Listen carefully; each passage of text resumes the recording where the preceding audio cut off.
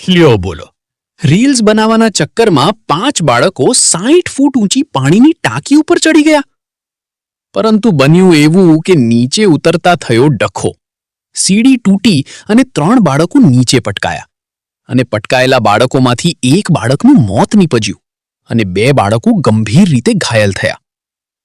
તો બીજા બાળકો સીડી તૂટી જવાથી ઉપર જ ફસાયા, કારણ કે સીડી તૂટી ગઈ હતી. હવે જાય ક્યાં? જો કે આ બાબતે સ્થાનિક પ્રશાસન દ્વારા તાત્કાલિક ઘટના સ્થળે પહોંચી જઈ બચાવ કામગીરી હાથ ધરાઈ હતી અને મૃતક એક બાળક સહિત ઘાયલ 2 બાળકોને તાત્કાલિક હોસ્પિટલ ખાતે ખસેડ્યા હતા. તો બીજી તરફ ટાંકી ઉપર ફસાયેલા 2 બાળકોને નીચે ઉતારતા માટે સતત 16 કલાક તંત્રને મહેનત કરવી પડી હતી. કારણ કે એક તરફ વરસાદ, બીજી તરફ ટાંકી સુધી રસ્તો ખરાબ હોવાથી, કાદવ કીચડ હોવાથી બાળકોનું રેસ્ક્યુ કરવામાં તંત્રને અગવડતા ઊભી થતા તાત્કાલિક નવો રસ્તો બનાવવાની ફરજ પડી હતી. ક્રેન લાવવામાં આવી તો તેમાં પણ સફળતા ના મળી. અંતે એરફોર્સના હેલિકોપ્ટરથી રેસ્ક્યુ કરવાની ફરજ પડી અને ટાંકી ઉપર ફસાયેલા બંને બાળકોને 16 કલાકની મહામહેનતે હેમખેમ નીચે ઉતારવામાં સફળતા મળી.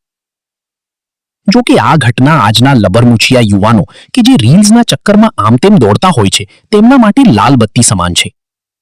યુવાનો અને બાળકો આ ઘટના ઉપરથી સમજી લેવાની જરૂર છે કે રીલ્સથી વધુ આપની જિંદગી કિંમતી છે. માટે ખોટા સ્ટન્ટ કે સાહસભર્યા ડગ ના માંડવા.